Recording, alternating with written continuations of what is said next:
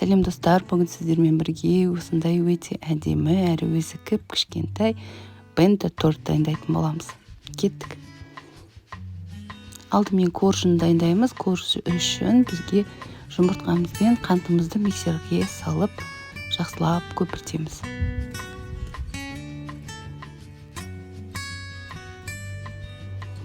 Қантым жақсылап еру үшін мен қантты 2 бөліп салдым.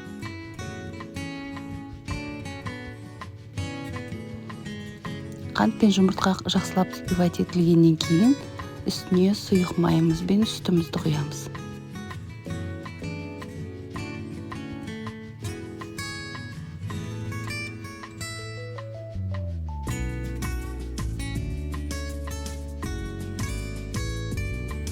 Осы массамыздың үстіне какао мен разрыхлителімізді салып, жақсылап араластырамыз.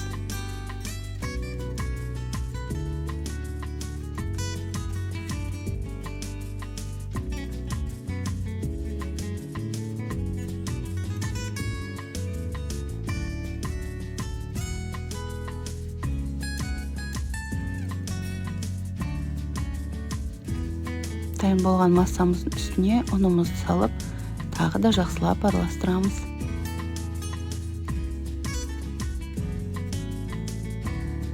Үстіне ас содасы мен уксуспен гасить етіп, осы қамырымыздың үстіне саламыз.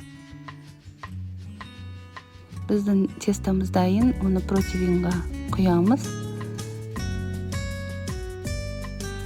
Жақсылап тегістеп 180 градуста 20-25 минут пісіретін боламыз.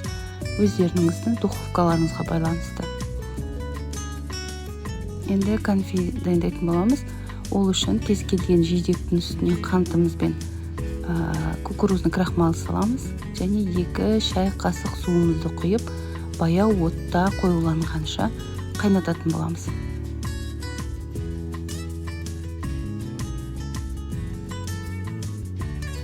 Кремімізді дайындаймыз. Креміміз үшін комнаталық температурада тұрған творожный сырды миксерге салып, жақсылап араластырамыз.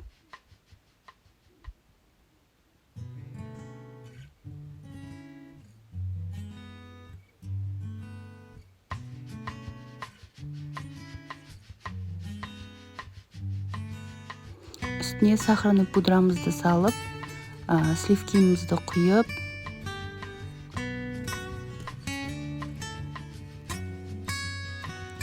креміміз дайын.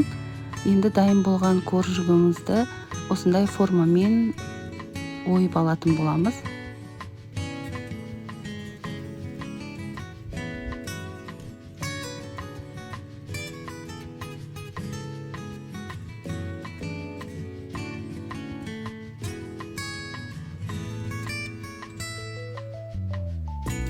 Тортымызды жинайтын боламыз. Коржығымыздың үстіне кремімізді жағып,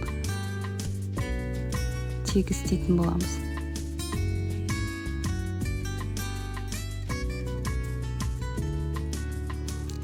Шетіне осындай бортик жасап, ортасына жаңағы конфитюрімізді саламыз. Мен шиеден жасадым.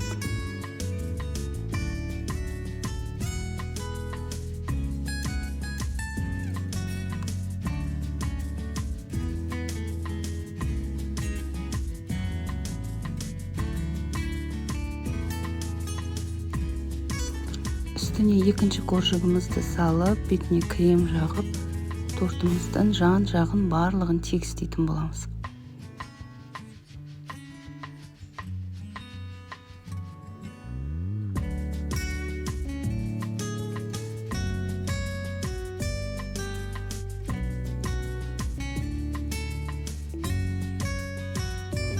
Бұл тортты қалағаныңызша әрлесеңіздер болады. Мен осылай әрледім. Әрлеу өзіңіздің фантазияңызға байланысты. Интернетте көптеген нұсқалары бар, қарап жасап көрсеңіздер болады.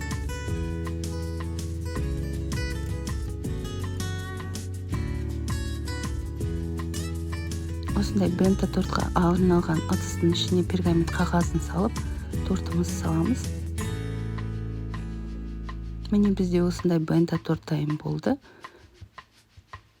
Бента торт негізі бізге Корей елінен келген. салмағы 500-400 грамм осындай кішкентай торттар міндетті түрде жасап көріңіздер.